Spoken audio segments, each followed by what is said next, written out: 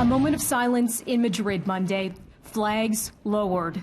A tribute to the more than 7,000 people who've died of coronavirus across Spain. Also Monday, Spain becoming the latest country after the U.S. and Italy to surpass China in confirmed infections, with more than 85,000 cases.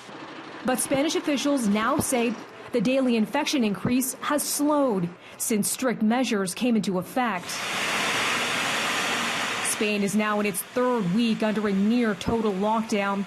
Over the weekend, police in Madrid, using a water cannon truck, disinfected streets.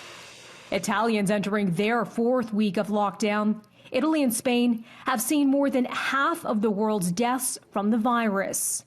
The World Health Organization says strict measures in Italy and Spain should soon lead to a stabilization of numbers, but they have some advice for all countries. As the number of new infections starts to level off, to actually bring that number down, we'll need the redoubling of public health efforts, not an easing off. The UK has been on lockdown since March 23rd. People urged to stay at home. That message displayed on this London tower. Several temporary hospitals are being opened up across the UK to handle a surge of patients. A theme park near London is now a drive-through testing facility. With roughly 20,000 confirmed cases, Britain is bracing for the peak in the coming weeks. In a letter sent to some 30 million homes, British Prime Minister Boris Johnson urging citizens to stick to strict physical distancing rules. Johnson continues to self-isolate at home after he tested positive last week.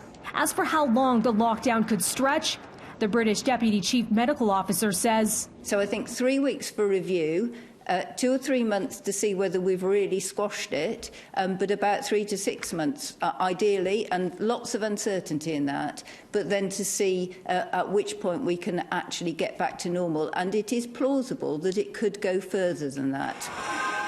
To Wuhan, the Chinese city where the COVID-19 outbreak first erupted in December, more signs of life returning to normal. One of the city's largest malls reopened Monday after being closed for more than 2 months. Shoppers lined up a safe distance apart, and before going inside, each had their temperature taken, and they showed a green code on their phone, proving they had a clean bill of health. I feel very excited, says this woman. The mall's reopening really makes me feel that this city is coming back to life. Travel restrictions are still in place leaving Wuhan, but are set to be lifted April 8th. On Sunday, China reported 31 new cases in mainland China, almost all imported infections from people arriving to the country. For City News, I'm Melissa Duggan.